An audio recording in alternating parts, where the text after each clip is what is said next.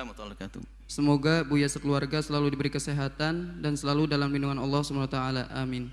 Buya, maaf sebelumnya saya mau bertanya. Saya sudah bercerai dengan suami saya semenjak anak saya usia 6 tahun. Sekarang usia anak saya sudah 12 tahun. Alhamdulillah sekarang sudah saya masukin di pondoknya Buya. Alhamdulillah di program Hafidz Quran. Selama ini mantan suami saya dan mertua gak kasih nafkah dan gak tanggung jawab sama sekali sama anak saya. Anak saya di sini ditelantarkan begitu saja, padahal keluarganya di sana atau orang tuanya berkecukupan, hidup bermewah-mewahan. Sebelum kami bercerai pun, ayah dari anak saya gak kasih nafkah sama saya dan anak saya terutama.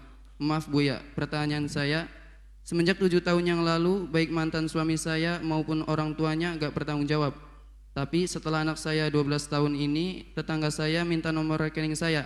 Katanya Mbah Uti atau orang tua mantan suami saya mau kasih uang jajan buat anak saya. Dan saya jawab, saya gak punya nomor rekening. Di sini saya sakit hati Buya. Selama ini 7 tahun ini gak ada tanggung jawabnya sama sekali. Kenapa baru minta nomor rekening? Katanya mau ngirim uang jajan buat anak saya. Tapi kenapa kalau pas ke kampung saya lewat rumah saya gak mampir dan minta nomor rekening? Dan kenapa sering bolak-balik lewat rumah saya gak nanyain gimana kabar cucunya atau bagaimana? Nanya kabar anak saya saja, saya udah seneng banget Buya. Berarti ada perhatiannya. Lah ini sama sekali gak pernah nanya kabarnya. Saya udah terlanjur sakit hati Buya. Bagaimana yang harus saya lakukan Buya? Sikap saya yang benar harus bagaimana menurut pandangan Buya? Mohon pencerahannya. Saya ingin hidup lebih baik lagi dan saya masih perlu banyak belajar bersama Buya dan Umi. Terima kasih Buya. Mudah-mudahan Buya sekeluarga dan para santri Al-Bahjah dimanapun berada selalu diberikan kesehatan, dipanjangkan umurnya dan selalu dalam lindungan Allah Subhanahu wa taala. Amin ya rabbal alamin. Amin ya rabbal alamin. Yang pertama adalah Anda dengar baik-baik. Anda bersyukur Anda menjadi Anda, bukan menjadi mantan Anda. Itu nikmat besar yang Allah berikan. Allah bisa saja menjadikan Anda yang zalim. Lalu mantan suami Anda adalah yang merawat anak Anda. Tapi ternyata kenyataannya Allah Maha Kasih, Anda dipilih. Anda diikuti oleh anak dan Anda bisa mencukupinya selama 7 tahun tanpa bantuan mantan suami, tanpa bantuan mertua. Itu yang Anda syukuri dong. Jadi pahala besar buat Anda. Itu yang harus Anda syukuri pertama. Apakah Anda milih pengen jadi mantan kayak mantan Anda yang zalim? Enggak kan? Ya sudah. Sampai di sini Anda syukuri. Ini yang pertama. Kemudian yang kedua, Anda harus tetap tata hati. Jangan mendendam kepada siapapun. Sebab kadang dendam ini akan membuat racun buat anak Anda. Anda masih 12 tahun, 11 tahun belum bisa bertutur kata yang belum nalarnya belum jalan. Atau baru mulai berpikir, bisa berpikir. Akan tapi biasanya dia pandai mendengar, senang mendengar. Lah, dendam di hati Anda ini sangat berbahaya, bisa saja akan tampak di kerut dahi Anda.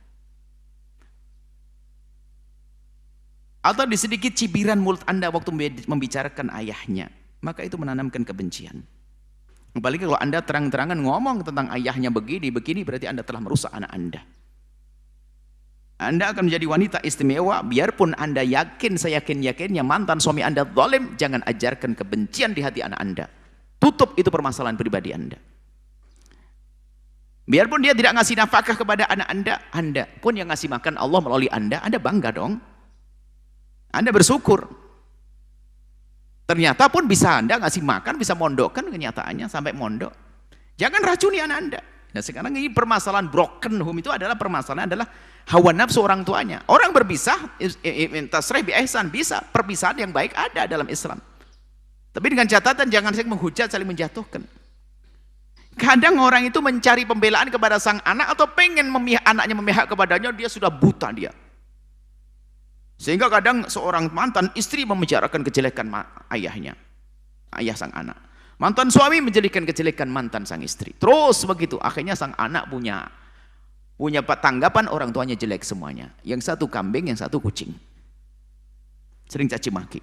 Tapi kalau ternyata Anda ini menanamkan di hati anak Anda bekti kepada ayahnya tanpa menyebut kejelekannya, cukup Anda sampaikan permisahan baik-baik.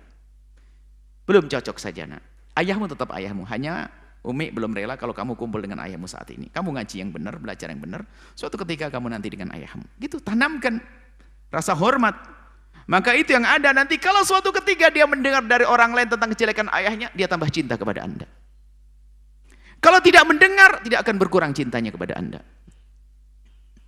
Nah inilah, kadang sebagian ini mantan-mantan ini adalah menjadikan anaknya jadi bahan hantaman. Rusak gara-gara begitu. Maka itulah, Anda harus ajari anak Anda untuk baik dengan ayahnya. Suatu ketika nanti izinkan untuk sungkem dan sebagainya. Tidak ngasih apa enggak ada masalah. Nah, kelihatannya bibit dendam, bibit marah ada di dalam hati Anda. Anda mengatakan dilihat saja, ditanya saja, Anda kan senang. Kan begitu. Sebenarnya fitrah bersih Anda sudah ada, disapa saja benar. Tapi Anda marah mau dikasih duit. Ini bagaimana Anda ini? Hah?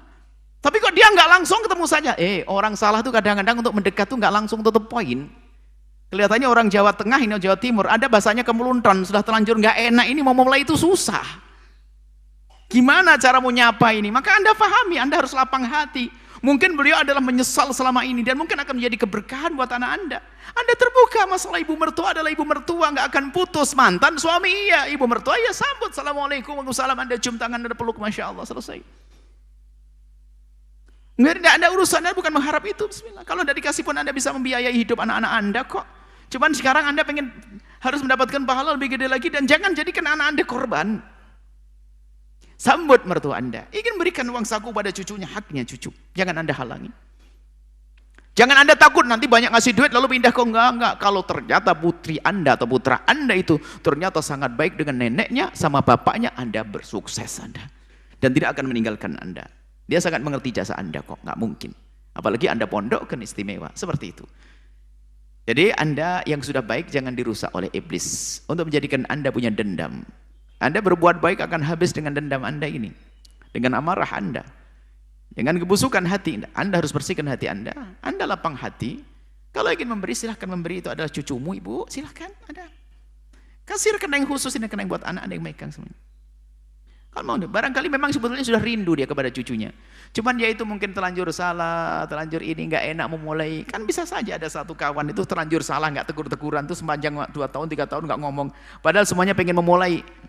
Nggak enak, serba nggak enak, terlanjur nggak ngomong, itu bisa jadi seperti itu. Maka Anda harus menjadi orang yang lapang, terbuka, sambut beliau. Setelah itu akan ada keindahan. Baik, semoga Allah mengampuni semuanya. Allah memberikan kekuatan pada Anda. Dan anak Anda yang di pondok semoga menjadi anak yang dibanggakan oleh Anda, dibanggakan oleh mantan Anda, dibanggakan oleh orang tua Anda, dibanggakan oleh mertua Anda, dibanggakan oleh Rasulullah sallallahu alaihi wasallam. Wallahu a'lam bishawab.